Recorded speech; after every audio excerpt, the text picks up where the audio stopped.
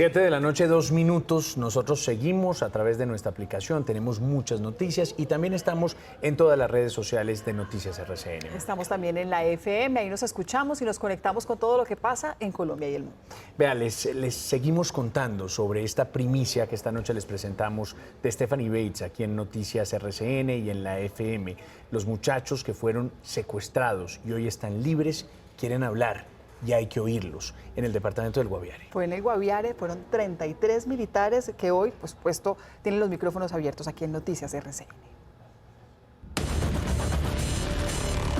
El 24 de agosto, en el Guaviare, el ejército colombiano abatió a alias Dumar, líder de las disidencias de las FARC en la región, en un enfrentamiento en la vereda Nueva York. Nuestra misión era brindar apoyo a un grupo de compañeros que ya se encontraban en el sitio. Dumar, con más de 18 años de actividades criminales, era responsable de asesinatos, secuestros y reclutamiento forzado y lideraba el bloque Martín Villa bajo el mando de Iván Mordisco. Nada de coger prisioneros, le mochan la cabeza.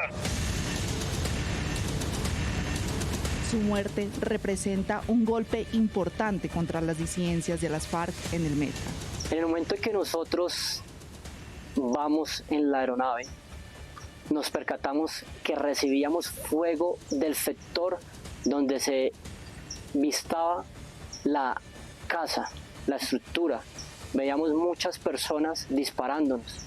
Pero lamentablemente, al día siguiente de este hecho, el 25 de agosto, cuando las tropas estaban saliendo de la zona, fueron secuestrados por lo que se denomina la Guardia Campesina en el Guaviare, que llegaron tras el fuerte golpe contra esta estructura. Siendo aproximadamente las 9 de la mañana, escuchamos que hay demasiados botes subiendo por el río, bajando. Escuchamos demasiados motores. Se están reuniendo aproximadamente 700, 600 personas. Esas personas tratan de no dejar aterrizar las aeronaves. ¿Qué es algo que suelen hacer? Que suelen hacer. Las personas literalmente se meten debajo de la aeronave, cogen palos y tratan de pegarle a las hélices de la aeronave. Les botan piedras, palos. Pueden causar un accidente peor. Pueden causar una tragedia. A pesar de los ataques que recibieron los helicópteros, lograron aterrizar para brindar el acompañamiento a la policía judicial. Usted llega entonces con toda la parte judicial para hacer lo respectivo. ¿Qué sucede?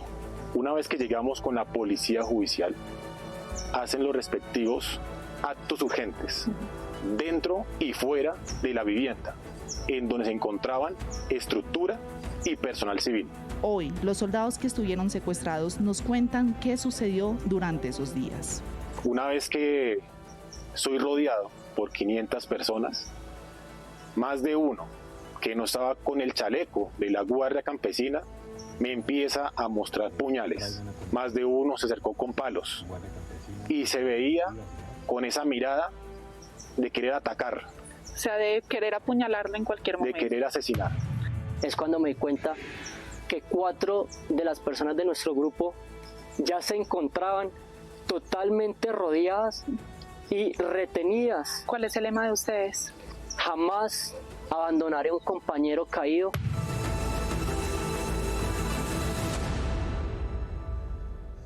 Y justo en este contexto tenemos lamentablemente que hablar de un nuevo ataque contra la fuerza pública en el Cauca. 3 soldados resultaron heridos luego de que las disidencias activaron un artefacto explosivo al paso de la patrulla militar en el sitio conocido como el Estanquillo, en Patilla. Mónica, 7-6 fue capturado en Cúcuta, alias HD, responsable del tráfico de armas del Tren de Aragua en la frontera con Venezuela. Se habría fugado con el mismísimo Niño Guerrero, cabecilla principal de la estructura. Pues permanecía oculto en el norte de Santander desde hace más de 6 meses y gracias a los seguimientos de la Dijín, de la policía y una circular roja de Interpol, hoy fue ubicado y puesto a disposición de la justicia. Él es Henderson Ernesto Dorante Parra, alias HD. Según agentes de la Dijín de la policía que le venían siguiendo los pasos hace más de un año, sería el responsable del tráfico de armas del Tren de Aragua en la frontera con Venezuela para fortalecer las células terroristas. En el 2023 se fugó junto a alias Niño Guerrero, cabecilla de la estructura, y 41 presos más de la cárcel de Tocorón en Venezuela. Desde esa fecha se escondía en Cúcuta, norte de Santander. En redes sociales alardeaba de relojes de alta gama e inmensas cadenas de oro de 24 quilates, fotografías que le sirvieron a los agentes para dar con su ubicación y posterior captura. La labor de la inteligencia de la Policía Nacional fue fundamental para hacer efectiva la notificación de circular roja de Interpol, mediante la cual este delincuente era buscado en 196 países por los delitos de financiamiento del terrorismo, narcotráfico, tráfico de armas y asociación para delinquir. Y ojo a esta historia, un tecnólogo en telecomunicaciones de 30 años se debate entre la vida y la muerte tras haber sido arrollado por un carro fantasma. Eso fue el 7 de agosto. Desde entonces se encuentra en una UCI y del conductor responsable del accidente no se sabe nada. Su familia, por supuesto, está pidiendo justicia. ¿Por qué no lo ayudó? Mi sueño siempre vas a estar, mi reina linda. Así le cantaba Líor a su hija de 2 años. La niña desde el 7 de agosto lo pregunta sin saber que su papá lleva 26 días en coma. Un conductor en un carro particular lo atropelló en la Boyacá con 77 y escapó. Él iba en bicicleta en un tramo donde la ciclorruta termina. Nos ha tocado decirle que estaba en el médico, que le duele la cabeza. Pero es terrible ver una niña, un bebé de esos también afectado por una situación de estas. Llegó como NN al hospital, ha enfrentado varias cirugías y la esperanza de vida es escasa. Su familia espera un milagro. Primero que todo quiero decirle a esa persona que dañó una familia completa. Piden al responsable que aparezca y con derechos de petición han solicitado al distrito las cámaras de seguridad de la zona para identificar características y pedir justicia. Hoy hay noticia también sobre la llegada del primer tren del metro de Bogotá. Veníamos informándoles hace un rato sobre este tema. Llegó al puerto de Cartagena y nos confirma que siempre, todos los días, pasan cosas buenas. Y esta sí que la estábamos esperando quienes vivimos en Bogotá y en general los colombianos, hay que decirlo. Pasaron 83 años de estudios, de proyectos, pero por fin se hace realidad y contamos con uno de los sistemas de transporte más modernos del mundo. Ya está en tierra colombiana. En los próximos días empezará su recorrido hasta Bogotá. Estamos en Cartagena. Saludos, Efraín Arce, buenas noches.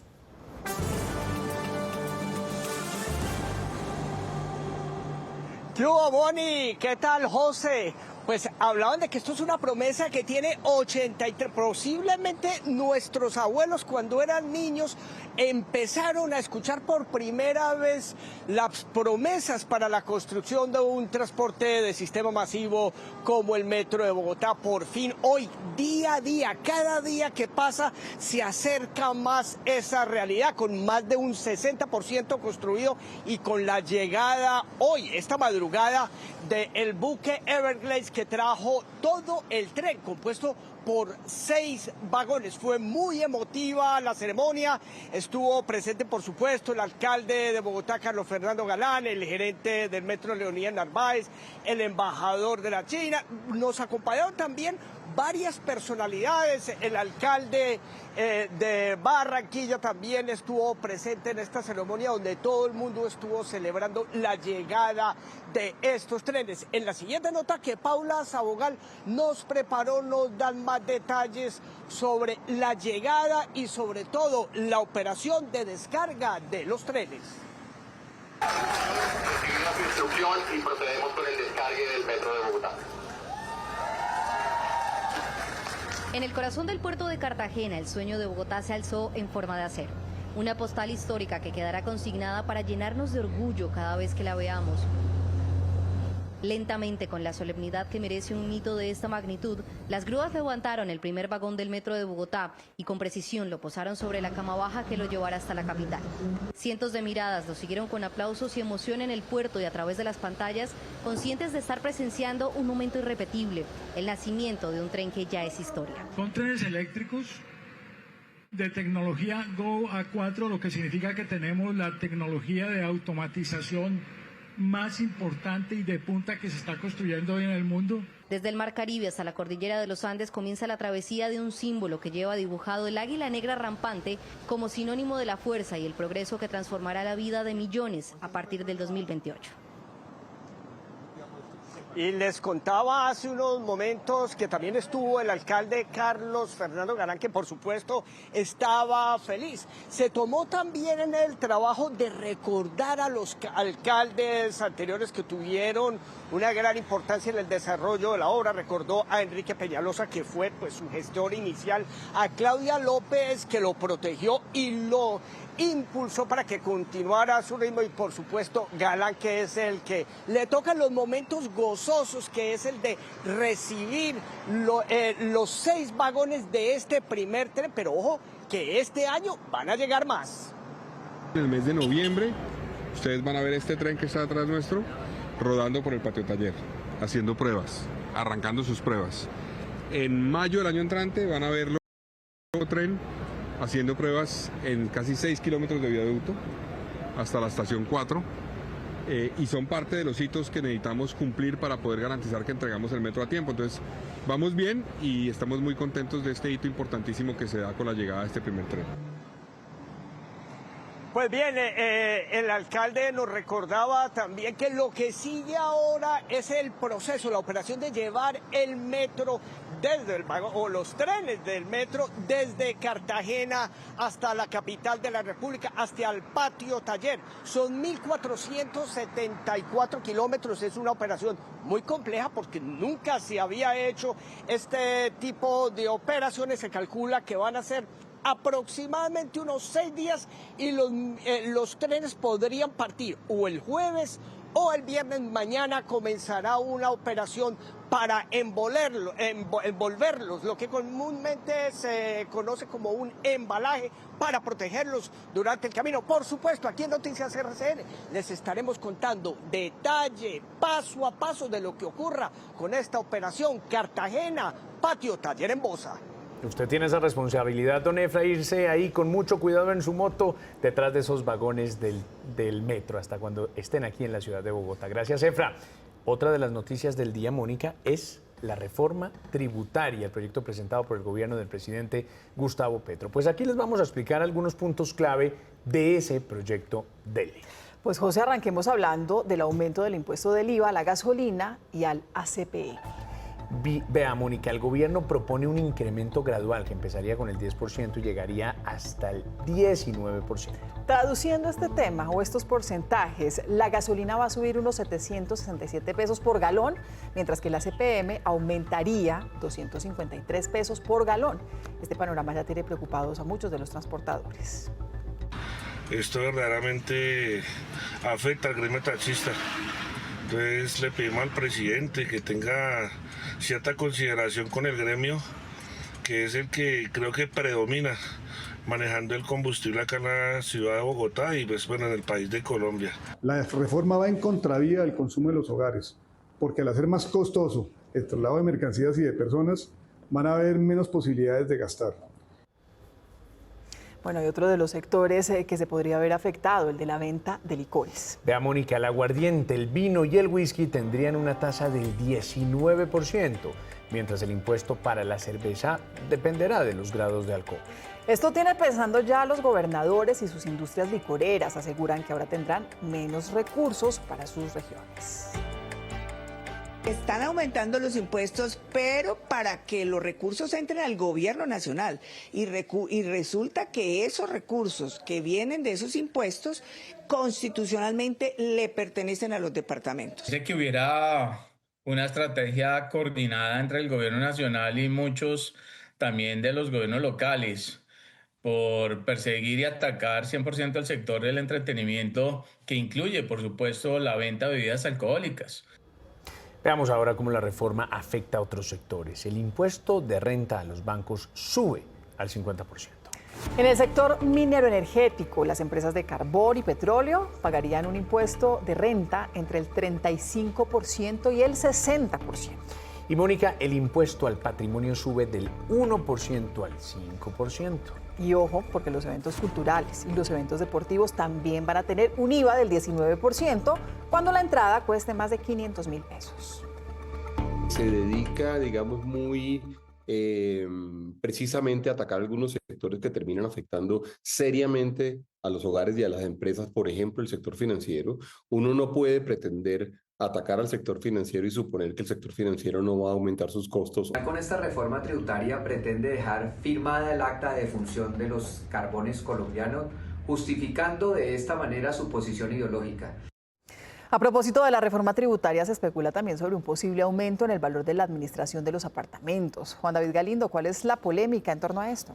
Mónica, José, televidentes, ¿qué tal? Buenas noches. Pues hubo mucha polémica y mucha confusión precisamente por el artículo 3º de este proyecto de ley de financiamiento reforma tributaria, el cual generó bastante confusión en la opinión pública, incluso en expertos y hasta exministros. Hay que darle un parte claro y de tranquilidad a la gente, y es que no va a aumentar el precio o el costo de la administración de sus conjuntos residenciales el 19% como se estaba diciendo, sino que se va a mantener en el precio común y corriente, pues no se va a graduar con el IVA. Lo que sí se va a grabar con el IVA como tal es el uso de los parqueaderos y de las zonas comunes de los edificios de propiedad horizontal que no sean residenciales, o sea, en su conjunto tampoco, pero sí en los centros comerciales.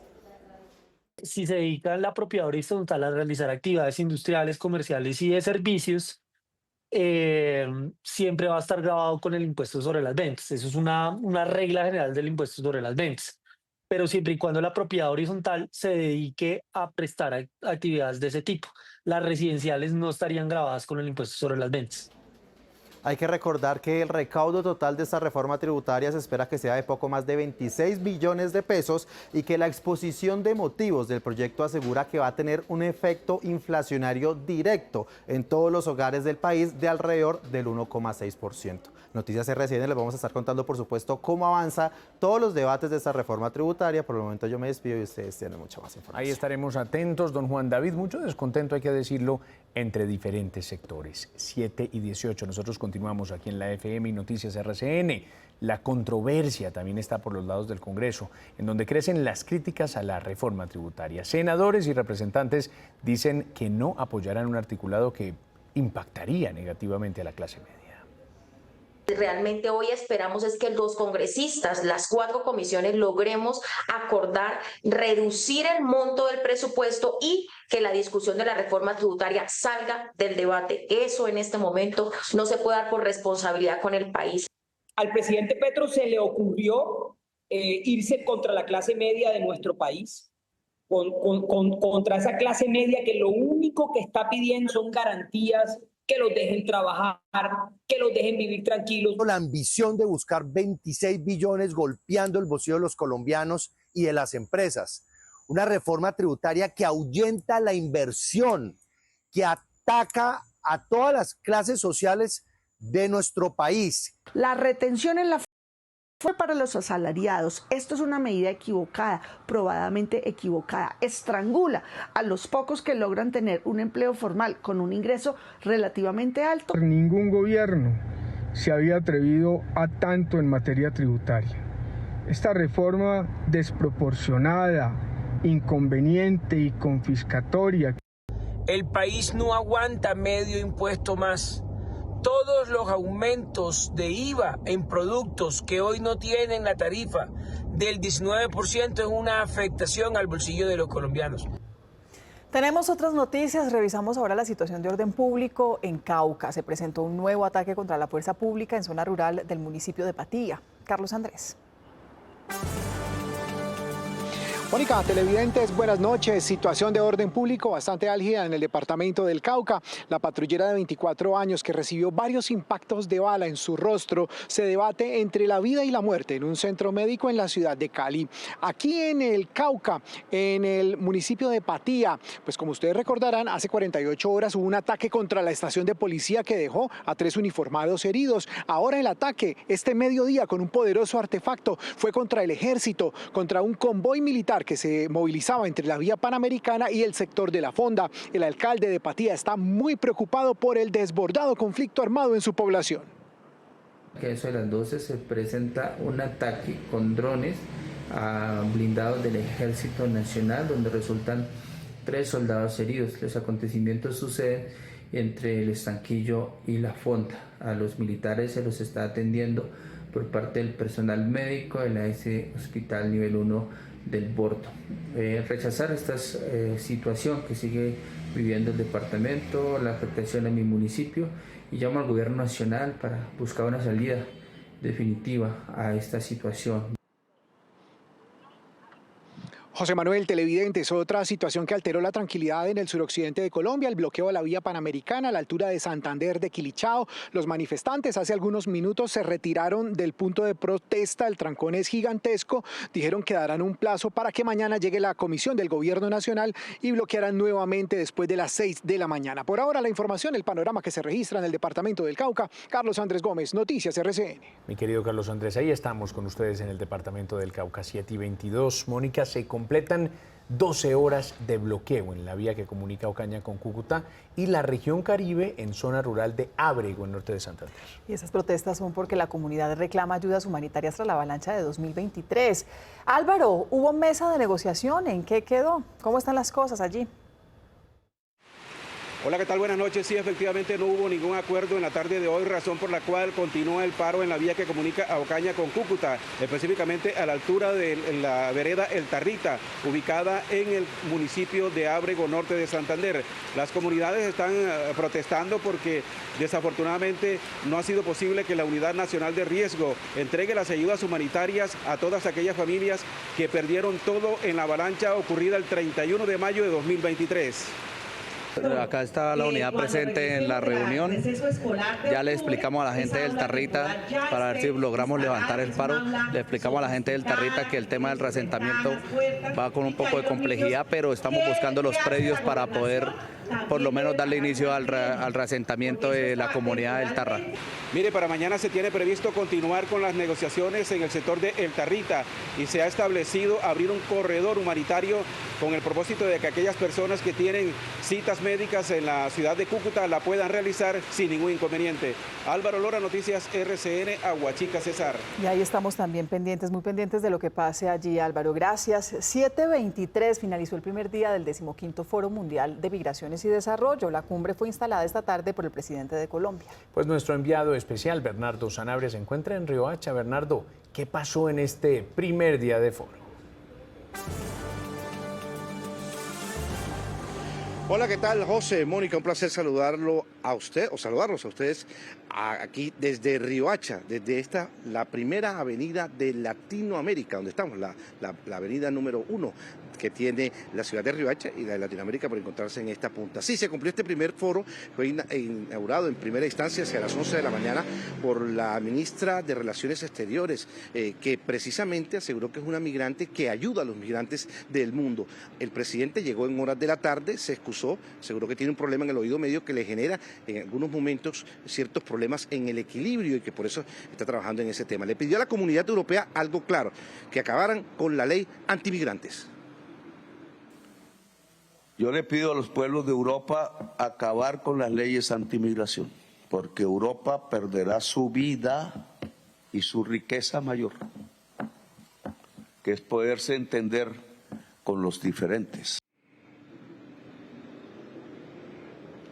Mañana se cumplirá el segundo día de este foro que finaliza el próximo jueves, día del partido de la selección colombiana de fútbol. Pero hay una cosa importante también.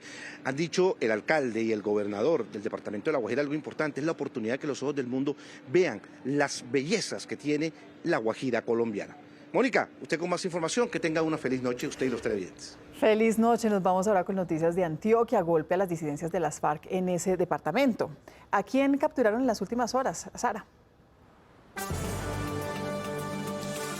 Mónica, televidentes, buenas noches. Estamos hablando de alias Chorizo, presunto testaferro del Frente 36 de las FARC, que delinque específicamente en el norte y nordeste de Antioquia.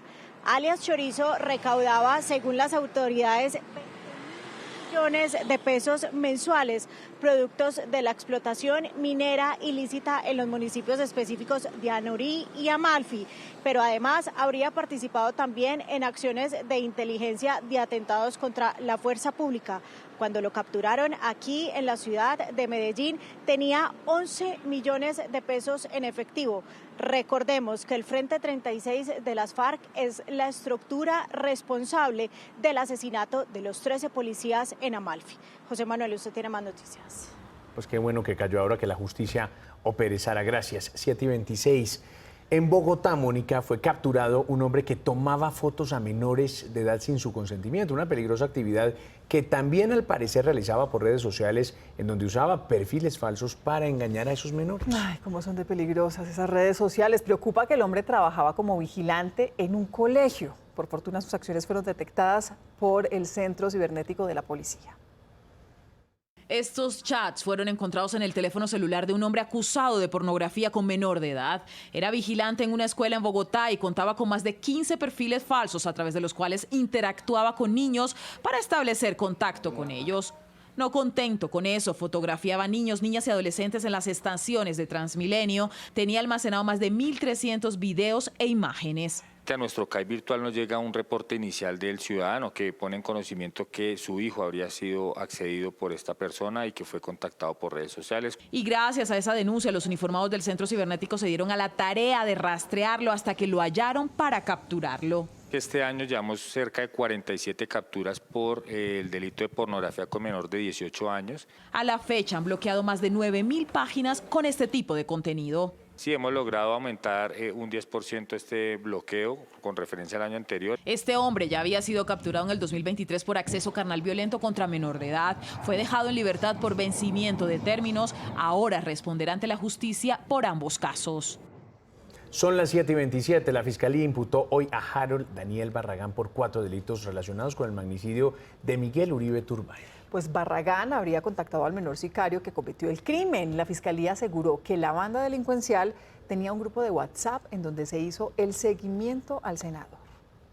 Plata o Plomo, ese sería el nombre de la organización delincuencial que habría ordenado el asesinato del senador Miguel Uribe. Así lo reveló hoy la Fiscalía durante la audiencia de imputación contra Harold Daniel Barragán, el séptimo vinculado en el magnicidio. Usted participó en 4 videollamadas realizadas a través del grupo de WhatsApp destinado a documentar los seguimientos al senador y conocido como Plata o Plomo, grupo a través del cual se realizaba la coordinación de todas las actividades delictivas de esta estructura. Durante la audiencia, la Fiscalía aseguró que a través de un grupo de WhatsApp se le habría hecho seguimiento al precandidato por más de un mes. Allí se dejaba constancia de los movimientos minuto a minuto de Miguel Uribe. Estas llamadas se dieron para coordinar los detalles del atentado, estas 4 llamadas, incluida la participación del menor de edad que dispararía el arma. Harold Daniel Barragán sería una ficha clave en esta banda delincuencial, pues habría sido quien contactó al menor sicario para cometer el crimen. Incluso el menor lo llamaba su firma. Usted, Harold Ovalle, coordinó el contacto con el menor infractor JSRC, quien fue finalmente el autor material del hecho y quien era su subordinado dentro de la estructura criminal. Según el ente investigador, el grupo criminal estaría a cargo de alias Mosco. El segundo sería alias El Costeño, ya judicializado por el crimen. La banda se dedicaría al microtráfico y al sicariato.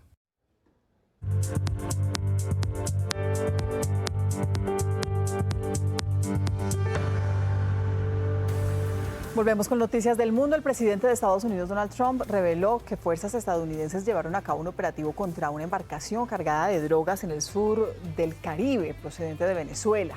El mandatario confirmó la muerte de 11 terroristas en el ataque y dijo que este era un aviso para que estuviera considerando importar droga a Estados Unidos.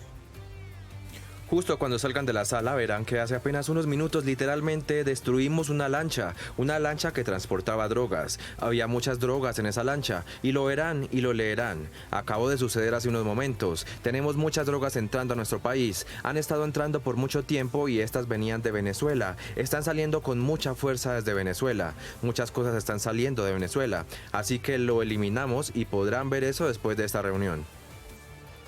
Y en Sudán al menos 1.000 personas quedaron sepultadas tras un deslizamiento de tierra en la región de Darfur, al occidente del país. Según medios locales, las intensas lluvias durante los últimos días generaron el incidente y dejaron una aldea completamente arrasada. La tragedia no para en Afganistán. La cifra de víctimas que dejó el terremoto de magnitud 6 aumentó a más de 1.400 fallecidos en la región de Kunar, al oriente del país. Al menos 3.000 personas más resultaron heridas, mientras voluntarios y organizaciones piden ayuda para sacar a los cuerpos de los escombros.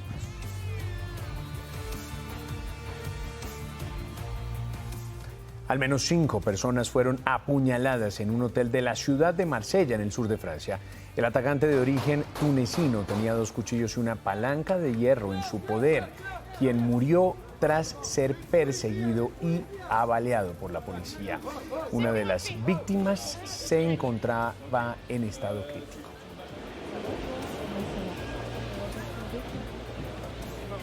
En Brasil avanza el juicio contra el expresidente Bolsonaro. El Supremo Tribunal Federal analiza las pruebas contra 7 vinculados a una presunta trama golpista que buscaba bloquear la llegada del presidente Lula da Silva al poder.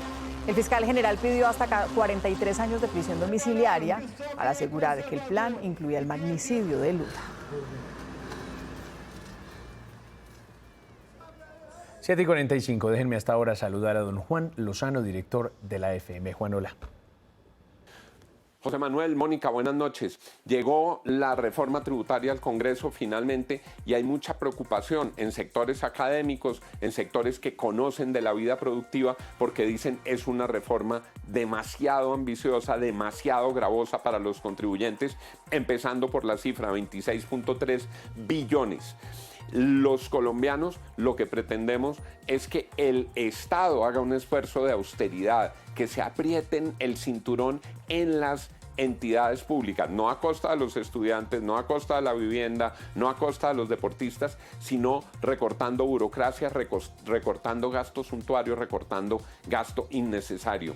Ojo, cuando pretenden subir mucho los impuestos, hasta el recaudo baja. Eso se llama la curva del Laffer y ya estamos en ese punto. La gente simplemente no puede pagar, no invierte más o termina evadiendo por el excesivo costo del impuesto. Eso no es deseable. Medellín es por estos días la sede de Impact Minds, el encuentro anual de los actores que están transformando el ecosistema de inversión para el impacto en América Latina y el Caribe. Por primera vez se realiza en Colombia. La conferencia anual de Latimpacto, Impact Minds, llegó a Colombia por primera vez y Medellín fue la ciudad escogida para que 780 inversionistas de 43 países del mundo le apuesten a la inversión más allá de simplemente donar recursos. Es una inversión que mezcla lo financiero, pero por supuesto donde prima lo humano y lo intelectual. Pero no son solo conexiones, negocios y colaboraciones. También hay una agenda académica con 3 ejes fundamentales: inversión inteligente, alianzas exitosas y medición de resultados. Creemos que la tecnología es súper importante para hacer los cambios que necesitamos en la sociedad. Y hay que concientizar a estos inversionistas de la oportunidad e importancia del capital del impacto. Desde sesiones académicas hasta experiencias inmersivas, Medellín será durante 3 días el epicentro de la conversación global sobre cómo invertir mejor para el futuro de la región.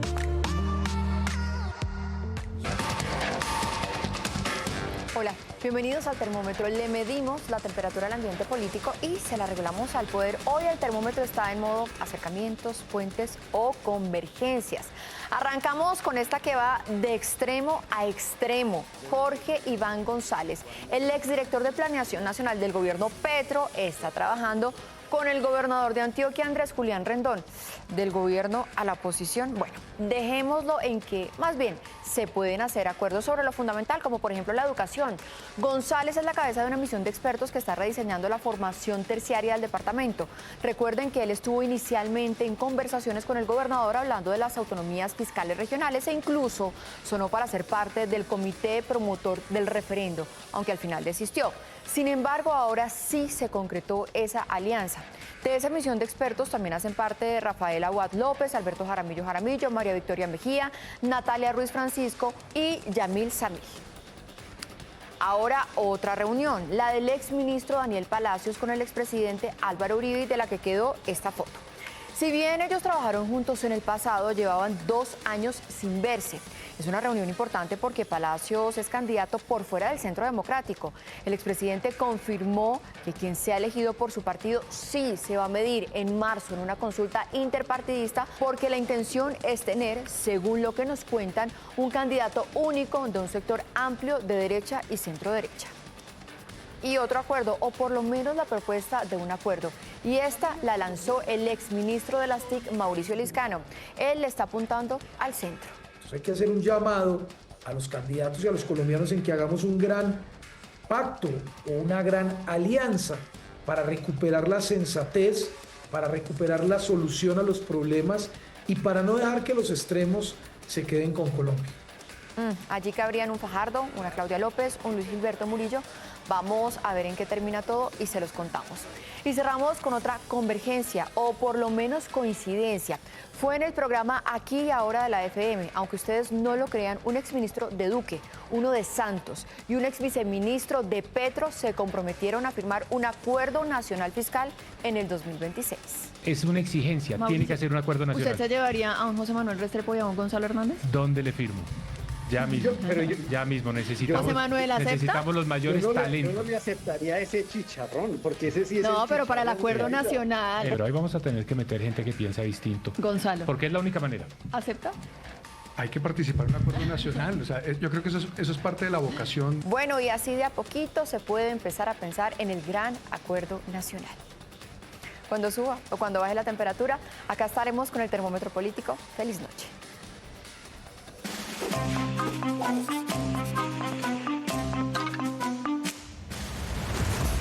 Muy optimista el ministro de Hacienda si cree que los congresistas en plan de elecciones le van a aprobar algo tan impopular como otra reforma tributaria.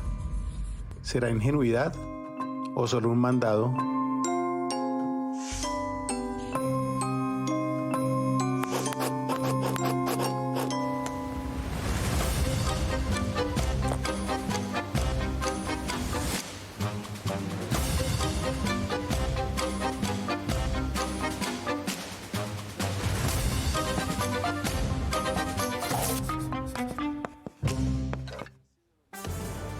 Bueno, Selección Colombia, ¿no? Llegó la hora de Como despedirnos. dicen, no es desde septiembre se siente que llega diciembre, no. Exacto. Desde hoy se siente que el partido es el jueves. Estamos en modo fútbol desde ya. Pero también se siente que llega diciembre. Yo ya quiero como un buñuelito o algo así.